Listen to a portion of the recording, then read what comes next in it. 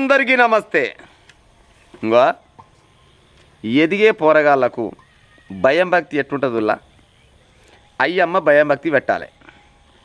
అయ్యమ్మ భయం భక్తి పెట్టే కాలం లేదు. అయ్యమ్మ కాకుంటే ఏం చేయాలి? బయలుకి పోతే సార్లు చెప్పాలి.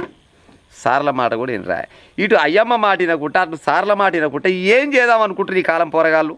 ఎందుకు చెప్తున్నా ఈ ముచ్చరంటే, విజయవాడ దగ్గరనట ఏదో స్కూలు, అది ప్రైవేట్ స్కూల్ లెక్క కూడుతుంది చూడబోతే.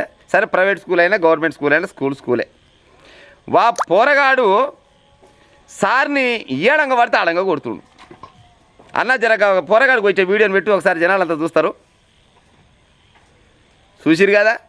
ఇంకో గిట్ట తయారైతే మరి రేపటి నాడు వీళ్ళు ఏమైదాం అనుకుంటారు వీళ్ళు? ఒకప్పుడు 15-20 ఏళ్ళ కింద సార్లను చూస్తే పోరగాళ్ళకు ఉచ్చగారేది. ఇవాళ పోరగాళ్ళని చూస్తే సార్ల గారే కాలం వచ్చింది అనకూడదు. కానీ గసమంటి లంగా దొంగ బచవ బద్మాషిగాలు తయారయ్యారు. సార్ను కొట్టే అంత ఎదుగుతూరు వీళ్ళంటే రేపటి నాడు మరి వీళ్ళు దేశానికి ఏమన్నా అవసరం వస్తుండొచ్చునా? లంగా దొంగ బచవాయిగాలు కాబట్టి ఆయమన్న వాళ్ళు అవుతుండొచ్చునా? ఎప్పుడైతే బల్య సారు కట్టె వారేసిండో గప్పటి నుంచి పొరగాలి గీ పని అవుతుంది. ఒక్కొక్కరి నెత్తులు ఉంటాయి ఇంట్లో. అయ్యమ్మ మాటినరు, సార్ మాటినరు. పెండతంటలోళ్ళు ఉంటాయి నెత్తులు, గిట్ట ఉంటాయి ఒక్కొక్క నెత్తులు. ఇదేం కటింగ్ అంటే ఇదో పేషన్ అంటున్నాడు. 4 పిటగూళ్ళు పెట్టవచ్చు ఒక్కొక్క నెత్తిల. అంతా లంగా దొంగ బయటపై చదువైపోయింది పొరగాలది. మీకు బల్యకు పోతే బువ్వ ఫ్రీగా పెట్టిది, పుస్తకాలు ఫ్రీగా ఇచ్చిరి. కూర్చొని చక్కదానాల బెంచీలు, మాకైతే బెంచీలే లోట బీచ్లో కింద కూర్చోవాలి. ఆడలో లాగు వలిగే దిక్కుంగా అయినా కానీ కిందనే కూర్చునేది. మీకు చక్కదానాల కుర్చీలేసి బువ్వ పెట్టి టిఫిన్లు పెట్టి అక్కడక్కడ గిన్ని రకాలుగా చదువుకోర్రమ్మయ్య కానీ అని చెప్తే సార్లని తన్నే కాలం వచ్చిందంటే మీరు ముందు కాలంలో బాగుపడతారా పొరగాళ్ళు?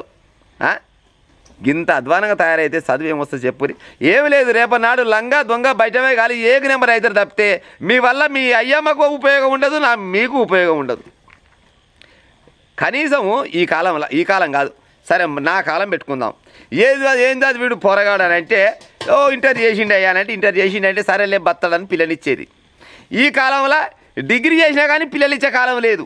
ఆ డిగ్రీ చేసినట్టు ఆ లొటపీస డిగ్రీ ఇనగా కూడా చేసిండు, ఒకడైనా చేసిండు డిగ్రీ. ఏం ఉద్యోగం చేస్తుండు అంటారు. ఏదైనా ఉద్యోగం చేస్తుండు ఎంత వస్తుంది జీతం? నెలకు 30,000. 30,000 రూపాయలు మా ఇంట ఖర్చు పెడతాం. 30,000 ఏమేమి చేస్తాను నా పిల్లని అనుకొని కూడా ఇస్తలేరు పిల్లని. కనీసం 50-60 సంపాదిస్తే పిల్లని ఇవ్వాలన్నా వద్దా అని ఆలోచిస్తున్నారు. గిసవంటి బయటపై పొరగాళ్ళు కనీసం 10వ తరగతి కూడా సరిగా చదవలేరు, పాడైపోరు. 10 కూడా పాస్ కాలే. గిట్టకు వచ్చినాక సార్ని కొట్టినాక మరి ఆడు తాగిండా తడిపిండా ఏం చేసినా మనకు తెలియదు. కానీ గిసవంటి పొరగాళ్ళకు రేపన్నాడు ఫ్యూచర్లో ఈడు ఒక ఇల్లోడు అవుతాడా, పొల్లోడు అవుతాడా, ఎవరికి ఉపయోగపడతాడు చెప్పు? ఈడు అయ్యమ్మకు ఉపయోగపడాడు, సమాజానికి ఉపయోగపడాడు, ఎవరికి ఉపయోగపడాడు? లంగా దొంగ బయట వేయగలు తయారయ్యారు. మీరు చదువుకోవాలని బుద్ధి ఉంటే బయలుకి పోయినోడు సార్లు చెప్పినట్టు వింటే చదువు వచ్చేదే మా ఎక్కువ ఉంది కాలాన. మీకు నచ్చినట్టు ఉంటాం, మాకు నచ్చినట్టు తిరుగుతాం, ఎదురొస్తే సార్ని కొడతాం, టీచర్ని కొడతాం అంటే ఎట పాడేసి వస్తారా నాయన? సార్ అంటే ఇప్పుడు దేవుని తర్వాత దేవుడు, అయ్యమ్మ దేవుడు, ఆ తర్వాత మనకు చదువు చెప్పే సారే దేవుడు. ఇంకా అసలు మీద మీరు చేయిలు కాళ్ళు లేపుతారంటే మీరు సమాజానికి ఏం మెసేజ్ ఇస్తున్నట్టు? రేపన్నాడు మీరు మంచం ఎక్కుతారా? ఇక అనకూడదు. కానీ మీకు పిల్లలు ఇస్తారా? రేపన్నాడు పాడైపోను. ఎవడు ఇస్తాడు? ఈ లంగ దొంగ బయటపై పని చేస్తే సార్ అంతా చేయరాని పని ఏమైనా చేస్తే మీ అయ్యమ్మకి చెప్పాలి, లేకపోతే మీ ఊళ్ళో ఉన్న పెద్దవాళ్ళు చెప్పాలి. సార్ మమ్మల్ని అరికోసం పెడుతుండు, ఇబ్బంది పెడుతుండు అని చెప్తే ఆలోచి ఏమన్నా ఆ సార్కి ఏమన్నా మందలిస్తారు. ఏకంగా పట్టుకుంటే ఈసిపెట్టి మరి ఉరికొచ్చి మరి గుద్దుతుడు సార్ నాడంటే మరి ఆడు ఏం దాగి రావచ్చు, ఏం తిని రావచ్చు? ఆడు మనిషే కావచ్చునా? లేకపోతే ఆయన కన్న తల్లిదండ్రులకు జరనన్నా మరి ఆయనకి ఇంత బుద్ధి చెప్పాలన్న జ్ఞానం అన్న ఉండొచ్చునా? గిట్ట తయారైనాక ఏం మాట్లాడతాం, ఏం చెప్తాం ప్రజలారా చెప్పురిగా?